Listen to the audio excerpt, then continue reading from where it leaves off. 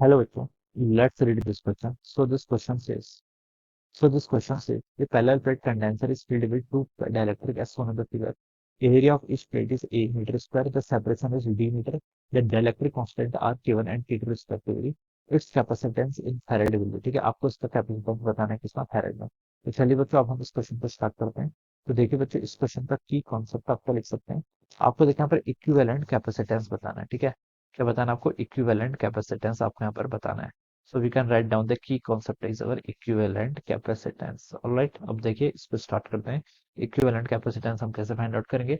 दो कैपेसिटर्स हैं, ठीक है, these are the two capacitors. ठीक है, और यहाँ पर देखिए आपने क्या कर रखा है, ऐसे कनेक्ट कर रखा है। यहाँ पर आपका एक डाइलेक्ट्रिक है, ठीक है, जिसका डाइलेक्ट्रिक कांस्टेंट कितना आपका K1 है। ठीक है, इस डाइलेक्ट्रिक मीडियम का डाइलेक्ट्रिक कांस्टेंट K1 है।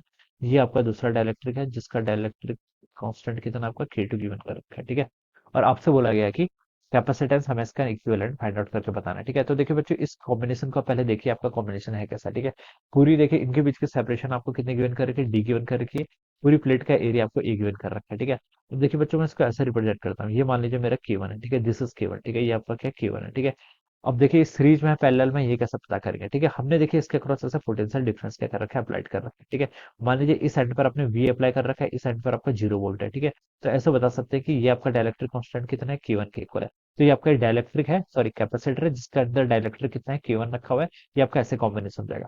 दूसरा कॉम्बिनेशन देखिए आपके पास ऐसे है। ठीक है, ये आपका क्या है, दिस इज अवर K2। यहाँ पर इस मीडियम का डाइलेक्ट्रिक कांस्टेंट कितना है, K2 है। इसके एक एंड पर पोटेंशियल देखिए कितना है, इसके यहाँ इस एंड पर V है, इस एंड पर कितना है, 0 है।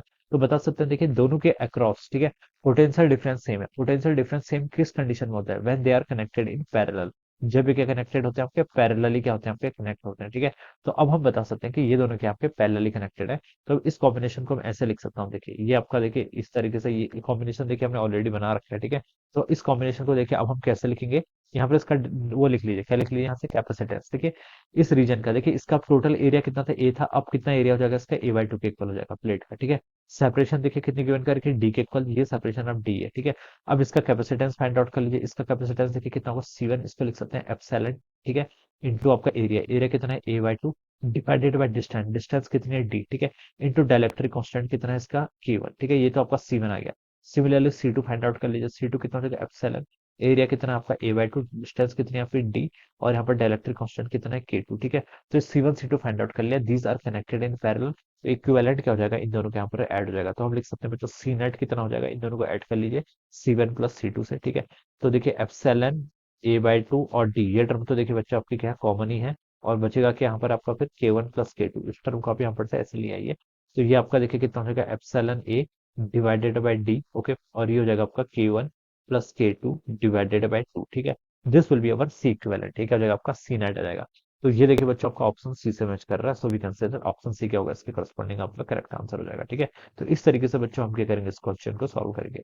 सो I hope you all understood this concept. All the best and thank you.